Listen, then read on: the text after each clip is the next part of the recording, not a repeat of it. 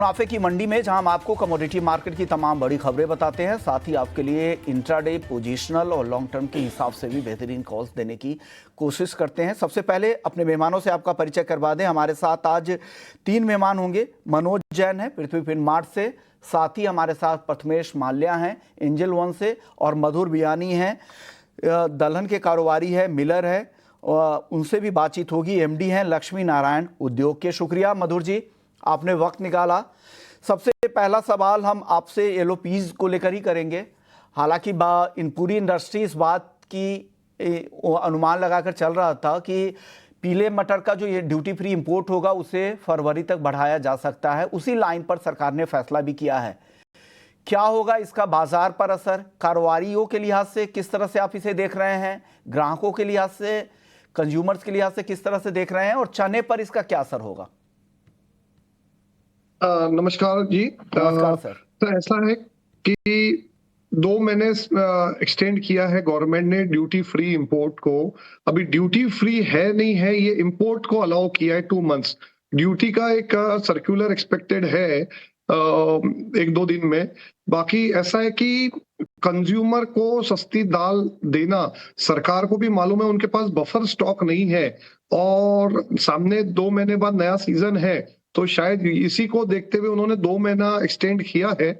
बाकी देखिए अभी क्या होता है, ड्यूटी क्या आती है। अगर ड्यूटी फ्री है तो ये इंडिया को क्या है, लोग कंसीडर कर रहे हैं कि डंपिंग ग्राउंड हो गया है फॉरेन फार्मर्स और ट्रेडर्स के लिए। खूब माल यहाँ इंडिया में डंप हो रहा है, तो ऑस्ट्रेलिया से भी चना आ रहा है और रशिया और कनाडा से मटर आ रही है, तो खूब माल इंपोर्ट हो रहा है। कंज्यूमर के हित को देख के सरकार ने ये फैसले लिए हैं। चने पर इसका क्या असर होगा? चने के दाम, क्योंकि अब कुछ दिनों में अब हार्वेस्टिंग इसकी शुरू होने वाली होगी, ऐसे में क्या चने के दाम तेजी से और नीचे आएंगे, या लग रहा है कि चने के दाम फॉर्म बने रहेंगे? जितनी गिरावट आनी थी आ चुकी है। चने को लेकर आपका आउटलुक क्या है? प्राइस आउटलुक बताइएगा सर। ऐसा है कि अब हम लोग नए सीजन में ऑलमोस्ट नील कैरी के साथ में एंटर हो गए। यहाँ नाफेड के पास भी माल नहीं है और ना प्राइवेट स्टॉक्स में, प्राइवेट हाथों में माल है, तो कोई माल नजर नहीं आता है, तो इमीडिएट इम्पैक्ट इसका नहीं आएगा। बाकी ऐसा है कि एक चने के फार्मर को एक्सपेक्टेशन थे कि इस साल हम लोगों को कंटिन्यू 6,000 के ऊपर दाम मिलेंगे, और चने का फार्मर मोटिवेटेड था कि हम लोग चने का स्विंग करके, जो गवर्नमेंट के आंकड़े दिखा रहे 2% स्विंग ज्यादा हुआ है, तो उस हिसाब से चने का फार्मर मोटिवेटेड है कि हमको प्राइस मिलेगा। अगर ऐसा ही ड्यूटी फ्री इंपोर्ट मटर का अलाउ किया तो चना एमएसपी पे आ सकता है। बाकी मुझे ऐसा लगता है कि फार्मर गवर्नमेंट भी ये चाहेगी कि इसको और 2 महीना एक्सटेंड नहीं किया जाए, क्योंकि इंडिया में अगले 5 से 7 महीनों का माल ऑलरेडी स्टॉक में है, और मटर 5-7 महीने का माल ऑलरेडी स्टॉक में है। के बाद ये समय सीमा एक्सटेंड नहीं होगी पीले मटर के ड्यूटी फ्री इंपोर्ट की? होना नहीं चाहिए, क्योंकि तुअर की भी अराइवल स्टार्ट हो चुकी है। पीले मटर का इम्पैक्ट चना दाल और तुअर दाल और मसूर दाल पे होता है, तो फार्मर को भी प्राइस, रीजनेबल प्राइस दिलाना सरकार की प्राथमिकता है, प्रायोरिटी है सरकार की। तो उसको देखते हुए मुझे नहीं लगता कि 2 महीने बाद ये और एक्सटेंड होगा, और हुआ तो बहुत गहरा संकट। जो गवर्नमेंट चाहती है कि आत्मनिर्भर भारत हो और इंडिया में इंडिया के फार्मर ज्यादा फसल ग्रो करे और इंडिया को इंपोर्ट ना करना पड़े, इंडिया की इंपोर्ट डिपेंडेबिलिटी कम हो, तो वो उस चीज को, उस मिशन को बहुत बड़ा धक्का लगेगा। तो अभी खुद पहले ही मटर के दाम बहुत कम है, और सारे पल्सेस के प्राइसेस करेक्ट होके काफी नीचे आया है, काफी रीजनेबल रेंज में है, और इस रेंज से नीचे जाते तो फार्मर डिमोटिवेटेड हो जाएगा, उत्पादन पर उसका बहुत बड़ा असर होगा। इस वजह से सरकार भी अब आगे फरवरी के बाद हो सकता है कि उसे एक्सटेंड, ड्यूटी फ्री इंपोर्ट को एक्सटेंड ना करे। सर, अरहर की अब जो एमएसपी पे खरीदारी है वो उसकी मंजूरी सरकार ने दे दी है। करीब 10 लाख टन अरहर दाल की खरीदारी को मंजूरी दे दी गई है। इसका क्या असर होगा? क्या भाव को इससे कुछ सपोर्ट मिलने वाला है? क्योंकि मंडियों में दाम एमएसपी के आसपास अब आ चुके हैं। देखिए एमएसपी ये बहुत बड़ी अच्छी अपॉर्चुनिटी है कई सालों बाद सरकार के लिए कि तुअर को अरहर को एमएसपी के दाम पे स्टॉक किया जाए, बफर एक क्रिएट किया जाए। कई सालों तक ये बफर काम आएगा सरकार के प्राइस मैनेजमेंट के लिए, उपभोक्ताओं को सस्ती दाल देने के लिए। जैसे कि भारत दाल चना दाल में गवर्नमेंट के पास अभी चना नहीं है, तो एक तुअर खरीदने की अच्छी अपॉर्चुनिटी है। तो प्राइस मैनेजमेंट के लिए बहुत बड़ी गवर्नमेंट के पास टूल है। ये प्राइजेस अरहर के 2 साल से बहुत ऊंचे 90 रुपए से ऊंचे चल रहे थे, तो किसानों ने इसके अंदर मोटिवेट होके काफी सोइंग किया है और इसका एक बेनिफिट सरकार ने भी एमएसपी बढ़ा के किसानों को दिया है। तो एक बहुत बड़ी अपॉर्चुनिटी है, सरकार ने इसको एनकैश करना चाहिए, अपना बफर बनाना चाहिए तुअर में, और कई सालों तक ये काम आएगा सरकार के।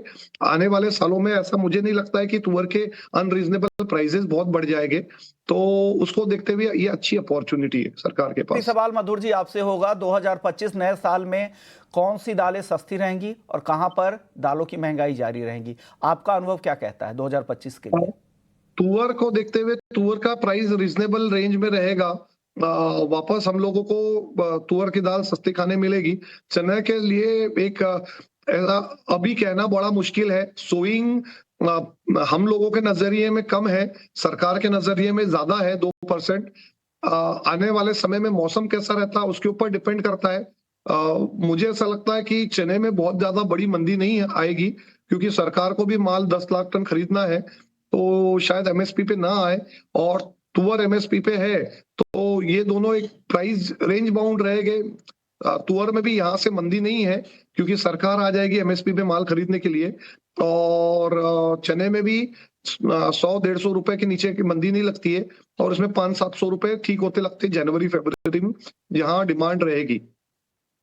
शुक्रिया मधुर जी, आपने वक्त निकाला और पूरे ही दलहन मार्केट का आउटलुक आपने शेयर किया, और खास करके इस न्यूज़ डेवलपमेंट पे जो यहाँ पर आई है कि ड्यूटी फ्री पीले मटर का इंपोर्ट फरवरी तक बढ़ा दिया गया, 2 महीने इसकी समय सीमा को बढ़ाया गया, जो 31 दिसंबर 2024 को खत्म हो रही थी उसे फरवरी 2025 तक के लिए जारी रखने का फैसला किया गया है। शुक्रिया आपका एक बार फिर से।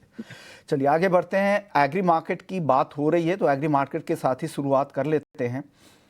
वायदा में देखें तो आज हल्दी मजबूत नजर आ रही है, करीब 1% के आसपास की तेजी है, 0.5% की, 13,950 के ऊपर, 14,000 के बेहद करीब है। धनिया में भी तेजी है, आज धनिया 7,950 के आसपास फिर से पहुंच चुका है। जीरा सपाट है 23,800, हालांकि कई दिनों से जीरे में सुस्ती ही दिख रही है। मनोज जी, इन तीनों काउंटर पर हल्दी, जीरा और धनिया, क्या राय है? नमस्कार विश्वमोहन जी, हमारा मानना है कि यहाँ पे एक दायरे का ही कारोबार जो है ओवरऑल मसाला कॉम्प्लेक्स में देखने को मिल रहा है, और ये दायरा बना रह सकता है। जहां तक हल्दी का सवाल है तो हमारा मानना है कि 13,650 से 14,300 ये रेंज नजर आती है अप्रैल वायदा के लिए, और जीरा में 23,550 से 24,100 ये दायरा नजर आता है। वहीं धनिया में हम देख रहे हैं कि 8,020 यहाँ काफी समय से एक स्ट्रॉन्ग रेजिस्टेंस बनाया हुआ है। तो अगर ये रेजिस्टेंस के ऊपर कीमतें निकलेगी तो फिर यहाँ पे नई तेजी जो है वो शुरू हो सकती है। फिलहाल एक दायरा ही नजर आ रहा है, तो ओवरऑल मसाला कॉम्प्लेक्स में अगर कहीं बाइंग करना हो तो धनिया ही बेहतर लगता है। 7,840 के स्तर पर बाय कर सकते हैं, 7,750 का स्टॉप लॉस रखें, लक्ष्य ऊपर में 8,020 तक के रखे जा सकते हैं। 8,020 तक धनिया जा सकता है, लेकिन करंट लेवल पे ना खरीदें, यहाँ से 100 रुपया नीचे आने दें फिर खरीदें, और उसके 100 रुपये नीचे 77-40 के आसपास का एसएल भी लगा लीजिएगा। ग्वारसीड ग्वारगम आज हल्की तेजी दिख रही है, या दायरे में भी कह सकते हैं। क्या लग रहा है मनोज जी, सही लेवल है क्या खरीदारी के लिए, या वेट करना चाहिए अभी?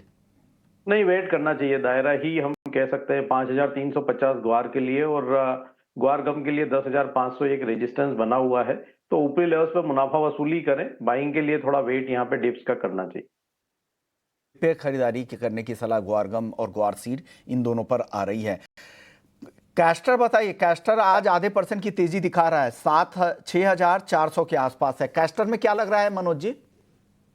यहाँ भी एक दायरा ही नजर आता है, 6,280 से 6,500 ये एक रेंज यहाँ पे देखने को मिल सकती है। तो अगर रणनीति बनानी है तो 6,340 350 के आसपास खरीद सकते हैं, 6,280 के स्टॉप लॉस से, और ऊपर में 6,500 तक के लक्ष्य जो है वो रख सकते हैं। 500 ऊपर में कैस्टर जा सकता है। आखिरी काउंटर एग्री में कॉटन केक, इस पर बता दीजिए। 2660 के आसपास है, आज आधे % की नरमी फिर से दिख रही है। और कमजोर होगा क्या कॉटन केक? यहाँ हम देख रहे हैं कि 2700 के ऊपर टिक नहीं पा रहा है काउंटर, तो जब तक 2700 के ऊपर कीमतें सस्टेन ना हो, बेहतर होगा कि ये काउंटर से अभी दूरी बना के रखें। ये लेवल पे शॉर्ट की सलाह भी नहीं रहेगी, क्योंकि ऊपरी लेवल से हम काफी करेक्ट होते हुए इस काउंटर को देख चुके हैं, तो बेहतर होगा कि अभी आज के लिए इसको अवॉइड करें। एग्री मार्केट की बात अब पूरी हो गई, अब बात करते हैं नॉन एग्री मार्केट की। शुरुआत करते हैं गोल्ड और सिल्वर में, जहां सपोर्ट मिल रहा है रुपए की कमजोरी से, क्योंकि रुपया डॉलर के मुकाबले 85 रुपए 25 पैसे के लेवल पे चला जा चुका है। और ये 7वां ट्रेडिंग सेशन है जहां पर रुपए में रिकॉर्ड कमजोरी देखने को मिल रही है। और इस साल 2.5% से ज्यादा की नरमी रुपए में डॉलर के मुकाबले आ चुकी है। और उसका फायदा गोल्ड और सिल्वर को घरेलू बाजार में दिख भी रहा है। करीब करीब 350 रुपए की तेजी सोने में, 76,600 के करीब, और चांदी भी तेज है, 89,500 के आसपास है। प्रथमेश जी, गोल्ड और सिल्वर ये दोनों काउंटर आपको कैसा लग रहा है? आगे की चाल कैसी दिख रही है यहाँ पर? I think going into year and counter में ज्यादा कुछ ऐसे वोलेटिलिटी या अनसर्टेनिटी देखने को नहीं मिलेगी। बट हाल फिलहाल के ट्रेड में मेरे ख्याल से 200 से 300 रुपीज का रेंज में ट्रेड होगा ये।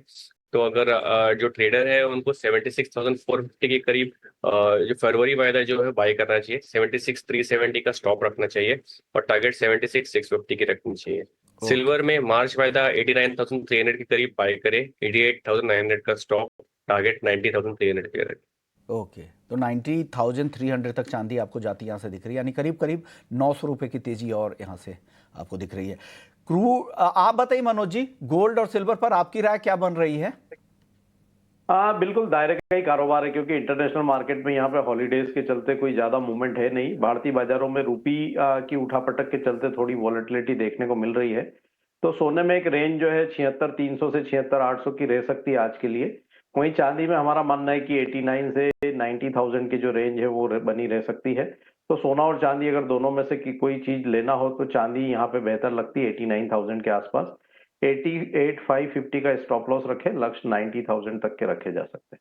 गोल्ड और सिल्वर में आपको चांदी ज़्यादा पसंद है और 90,000 के आपने नया टारगेट दिया है 90,000 का इंट्राडे के लिए। आज ही ये टारगेट अचीव हो जाएगा मनोज जी, या वेट करना पड़ेगा कल के लिए? बिल्कुल इंट्राडे के लिए ही यह रणनीति।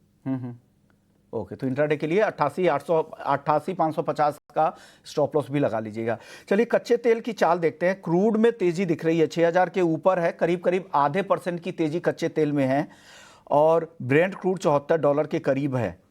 क्या लग रहा है मनोज जी, कच्चे तेल की चाल ऑप्शंस में भी और फ्यूचर्स में भी, दोनों ट्रेड बताइएगा क्रूड में आज। मेरा मानना है कि 6,060 जो है कच्चे तेल के लिए एक स्ट्रॉन्ग रेजिस्टेंस बना हुआ है, तो बेहतर होगा कि लॉन्ग की पोजीशन अगर होल्ड कर रहे हैं तो 6,040-50 की रेंज में एक बार यहाँ पे प्रॉफिट बुक कर लेना चाहिए। वहीं ऑप्शन में भी हमारा मानना है कि जो 6,000 की जो कॉल ऑप्शन है, यहाँ कहीं ना कहीं 180-190 के आसपास जो है रेजिस्टेंस देखने को मिलेगा। तो फिलहाल यहाँ पे ऑप्शन में फ्रेश बाई की सलाह नहीं रहेगी। और इवन कच्चे तेल में भी लॉन्ग की पोजीशन हो तो ऊपरी लेवल पे मुनाफा वसूली की सलाह रहेगी, क्योंकि ऊपरी लेवल से फिर एक करेक्शन यहाँ पे देखने को मिल सकता है। ऊपर के लेवल पे फिर से करेक्शन दिख सकता है। तो कच्चे तेल की अगर लॉन्ग की पोजीशन है आपके पास, तो यहाँ से 35-40 रुपए की और तेजी दिखे तो वहाँ पर निकल जाए और नई फ्रेश पोजीशन लॉन्ग साइड में अभी ना बनाए। नई रणनीति के लिए आप वेट यहाँ पर कर सकते हैं। प्रथमेश जी, आपकी राय क्या है कच्चे तेल पर? किस तरह से ट्रेड करना चाहिए कच्चे तेल में आज? आई थिंक ज्यादा कुछ ट्रिगर्स नहीं है स्पेसिफिकली सारे कमोडिटीज को बूस्ट करने के लिए, बट क्रूड ऑयल जो है वो 6,000 मेक या ब्रेक सिचुएशन बन के साबित हो सकता है। तो ये क्रुशियल पॉइंट पे है, तो एक बार के लिए अगर रिस्क ले सकते हैं तो ऊपर वाला भाव 6140 एक बार देखने को मिल सकता है। बट मेरे ख्याल से ज्यादा कुछ ट्रिगर्स नहीं है, तो फिर क्रूड ऑयल को अवॉइड करेंगे तो ज्यादा बेटर रहेगा। चल, जिंक देखे तो ठीक ठाक तेजी दिखा रहा है, बाकी मेटल्स में उस तरह की तेजी नहीं है, सुस्ती कह सकते हैं। हालांकि ग्लोबल मार्केट्स में छुट्टियों का सीजन चल रहा है, उस वजह से भी बहुत ज्यादा ट्रिगर नहीं है। लेकिन चाइना के राहत पैकेज को लेकर फिर से उम्मीदें जगी है। क्या लग रहा है मेटल्स की चाल किस तरह की रहेगी मनोज जी यहाँ से? हमारा मानना है कि अगला एक सप्ताह यहाँ पे मेटल्स जो दायरे में ही बने रह सकते हैं। जिंक में हमने एक अच्छा करेक्शन देखा था, तो उसके चलते रिकवरी देखने को मिल रही है। 288.5 286 जनवरी वायदा के लिए यहाँ एक रेजिस्टेंस है, तो वर्तमान लेवल से और 2-3 रुपए की बढ़त देखने को मिल सकती है। लेकिन हमारा मानना है कि अगले 5-6 सेशन यहाँ पे ओवरऑल बेस मेटल पेग जो है वो दायरे में ही बने रह सकते हैं। कॉपर में एक अच्छा करेक्शन हमने होते हुए देखा है, तो बेस मेटल्स में अगर कहीं रणनीति बनानी हो तो कॉपर का जनवरी वायदा 298 के स्तर पर खरीदा जा सकता है, 798 के स्तर पर खरीदा जा सकता है। 794 का स्टॉप लॉस रखें और 807 तक के लक्ष्य रखे जा सकते हैं। उमेश जी, आप बताइए आपको क्या पसंद है? अगर बेस मेटल्स में अगर कोई एक काउंटर चुनना हो आज दिन के लिए, मनोज जी को कॉपर सबसे ज्यादा कन्विक्शन यहां पर कॉपर के लिए 807 का टारगेट दिया है। आप क्या ट्रेड करवा रहे हैं बेस मेटल्स में? मेरे ख्याल से कॉपर में ऊपरी भाव पे सेल करना चाहिए 803 के करीब, 807 का स्टॉप और टारगेट 793। आई थिंक सारे मेटल्स में रेंज बाउंड मूवमेंट है, खास कोई ट्रिगर्स नहीं है, तो बेस लाइंस पे सपोर्ट है और वैसे ही ऊपर वाली जोन पे रेजिस्टेंस है, तो ऊपरी भाव पे सेल करने की सलाह रहेगी। चलिए वापस से एक बार फिर से पल्सेस मार्केट की तरफ लौटते हैं। हमारे साथ एक और मेहमान जुड़ गए हैं, विवेक अग्रवाल हैं, एमडी हैं भारत सब कॉन्टिनेंट एग्री फाउंडेशन के। शुक्रिया विवेक जी, आपने वक्त दिया। सर, इस खबर को पीली मटर क्या जो ड्यूटी फ्री इंपोर्ट चल रहा है उसे 2 महीने के लिए और एक्सटेंड कर दिया गया है, इसका कंज्यूमर्स के लिहाज से, कारोबारियों के लिहाज से क्या असर आप देख रहे हैं? नमस्कार विशु मोहन जी। नमस्कार सर। आपने दो सेगमेंट बताए, मैं फार्मर्स के हिसाब से भी आपको जरूर अपना पॉइंट ऑफ व्यू रखूंगा। देखिए, कंज्यूमर को तो निश्चित रूप से दाल सस्ती मिल ही रही है और सारी दाल एमएसपी के आसपास या उससे कम प्राइस पे है। जो अगर कंज्यूमर को प्राइस अगर सस्ती नहीं मिल पा रही है तो जो रिटेल काउंटर है वहां पे प्राइस करेक्शन नहीं आए हैं। मुझे लगता है सरकार को उस दिशा पे काम करना होगा। मैं रोकूंगा 2 महीने विवेक की जो जी, ये सर कितना वक्त लगेगा? क्योंकि अभी हमने कई कारोबारियों से, कई सारे रिटेलर है, बड़े रिटेलर, उनसे भी बातचीत की थी, तो उनका कहना कि 1.5 महीने लग जाते हैं। आपके हिसाब से कितना वक्त लगना चाहिए रिटेल में उसे पास ऑन होने में? देखिए, मुझे तो लगता है कि 1 महीने के अंदर ये इजीली पास ऑन हो सकता है, पर मैं उस पर टिप्पणी नहीं करूंगा। ये सेगमेंट पे जो है दाल अपने आप सबसे निचले स्तर पे चल रहे हैं। अगर आप पिछले साल के कंपेयर करेंगे और उसके पिछले साल से भी कंपेयर करेंगे तो प्राइस एमएसपी से नीचे और काफी नीचे चल रहे हैं। 2 महीने येलो पीस जो इंपोर्ट का एक्सटेंड हुआ है, इसका मार्केट पे नेगेटिव इम्पैक्ट पड़ेगा। पल्सेस प्राइजेस और घटेंगे या स्टेबल रहेंगे और सामने जो अपनी क्रॉप आ रही है तो फार्मर्स के लिए एक प्रकार से चिंता का विषय हो सकता है, क्योंकि सरकार पूरी क्वांटिटी पल्सेस की एमएसपी पे नहीं खरीदती है। वो 10%, 20%, 30%। अभी सरकार ने बोला है कि तुअर को हम पूरी एमएसपी भी खरीदेंगे या उसके ऊपर प्राइस भी खरीदेंगे, पर उसके अलावा जो बाकी दालें हैं उन पे भी इसका नेगेटिव इम्पैक्ट जाएगा। तो मुझे लगता है सरकार को जरूर ये सोचना चाहिए कि क्या हमको इतनी येलो पीस की जरूरत है, क्योंकि हमारे पास ऑलरेडी 30 लाख टन के आसपास हम इंपोर्ट कर चुके हैं और इन 2 महीनों में मुझे लगता है रशिया और कनाडा से 2-3 लाख टन मटर और आ सकती है। तो वो एक दालों के प्राइसों को निगेटिव करेगी और जब आपके पास सामने न्यू क्रॉप आ रही है जहां पे आप फार्मर्स को एमएसपी देना चाह रहे हैं तो उनके लिए एक संघर्ष का टाइम हो सकता है। मुझे लगता है सरकार को इस पे सोचना चाहिए और ये उतना अच्छा निर्णय नहीं लगता। कंज्यूमर के लिहाज से जरूर प्राइस स्टेबल रहेंगे और घटेंगे, पर वो डिपेंड करता है कि रिटेलर्स उसको कैसे पास ऑन करते हैं। होलसेल बिल्कुल, मार्केट, इंपोर्ट मार्केट को इमीडिएटली इम्पैक्ट आ जाता है, बट रिटेलर्स पे आने पे बहुत टाइम लग जाता है। बिल्कुल, रिटेल में मिलने में ग्राहकों को काफी टाइम, क्योंकि अभी भी आप देखेंगे तो 150 से 200 के बीच में तुअर के दाम रिटेल मार्केट में है। लेकिन ये चीज चिंता की बात है क्योंकि तुअर के अराइवल्स भी शुरू हो चुके हैं, कुछ दिनों में चने के अराइवल्स शुरू हो जाएंगे, फिर मसूर के अराइवल्स होंगे। ऐसे में अगर किसानों को भाव नहीं मिलते हैं तो आगे की खेती पर इसका असर होता है। तो किसानों का हित भी ध्यान रखना है। आगे अगर आप सिर्फ इंपोर्ट पर ही आपको निर्भर नहीं रहना है, घरेलू बाजार में भी उत्पादन बढ़ाना है, तो जरूरी है इस तरह के एक्सटेंशन बहुत ज्यादा ना मिले। तो क्या उम्मीद करनी चाहिए? अभी मधुर वियानी जी से बात हो रही थी, वो भी कह रहे थे कि फरवरी के बाद वो औचित्य नहीं होगा सरकार के लिए भी कि उसे आगे बढ़ाए। हम लोग यही उम्मीद करके चले कि फरवरी आखिरी महीना होगा ड्यूटी फ्री इंपोर्ट का पीले मटर का? बिल्कुल, निश्चित रूप से सामान्य रूप से तो यही इंडस्ट्री भी और जितने विशेषज्ञ हैं उन सबकी राय यही है मेरे ख्याल से कि फरवरी के बाद ये एक्सटेंशन नहीं होगा और सरकार उसको एक्सटेंशन नहीं देगी। अगर देगी भी तो विद ड्यूटी देगी, जिससे इसकी कॉस्टिंग बढ़ेगी। विवेक जी, वक्त कम है। 2025 में हम सारे एक्सपर्ट से ये सवाल जानना चाह रहे हैं कि कौन सी दालें ज्यादा सस्ती होती दिख रही है आपको? देखिए, इस बार तो मुझे लगता है 2025 में सारे प्राइजेस, दालों के प्राइसेस कम रहेंगे और स्पेशली तुअर जो प्राइजेस पिछले साल से बढ़े थे वो सबसे ज्यादा रेंज बाउंड रहेंगे, क्योंकि अच्छी क्वांटिटी में इंपोर्ट हुआ और इस बार फसल भी हमको काफी अच्छी दिखने को मिल रही है। ओके, तो चलिए, तुअर सबसे ज्यादा लोगों को इंतजार भी रहता है, सबसे ज्यादा यहाँ पर कंज्यूमर्स की तरफ से इसकी डिमांड भी रहती है और यहाँ पर आपको महंगाई से राहत मिल सकती है। शुक्रिया विवेक जी, आपने वक्त निकाला और गाइड किया पल्सेस मार्केट को लेकर।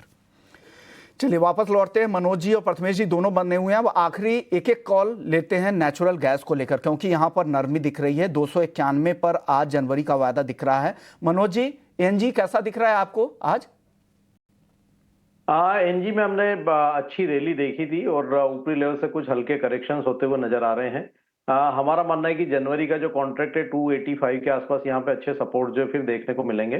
तो जनवरी कॉन्ट्रैक्ट में 285 के स्तर पर बाय कर सकते हैं 278 के स्टॉप लॉस से, और लक्ष्य यहाँ पे 298 के रहेंगे। और करंट मंथ का जो कॉन्ट्रैक्ट है जिसकी एक्सपायरी आज ही है वो आपको स्क्रीन पर दिख रहे हैं, दिसंबर वायदा जिसका 323 के आसपास है। आप बताइए प्रथमेश जी, आपको नेचुरल गैस में क्या करने की सलाह दे रहे हैं? मनोज जी तो कह रहे हैं कि डिप में बाई कर, यहां से 5 रुपए नीचे आया जनवरी वायदा तो वहां पे खरीदे। आपकी सलाह क्या है?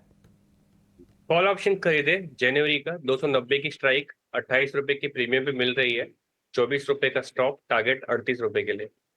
तो कॉल ऑप्शन खरीदने की सलाह है। प्रथमेश जी, डिस्क्लेमर आपकी तरफ से? जो भी हमने सारी डिस्कस किए हैं उसमें कोई पर्सनल इंडिविजुअल पोजीशंस नहीं है, हमारी कंपनी के क्लाइंट्स की पोजीशन हो सकते हैं। आपकी तरफ से डिस्क्लेमर क्या है मनोज जी? बिल्कुल, जो भी हमने कमोडिटीज के बारे में डिस्कशन किया है उसमें मेरी कोई व्यक्तिगत पोजीशन नहीं है, लेकिन हमारे रिकमेंडेशन होने के चलते क्लाइंट्स की पोजीशन हो सकती है। ओके, शुक्रिया मनोज जी आपका, प्रथमेश जी आपका, आप लोगों ने वक्त निकाला।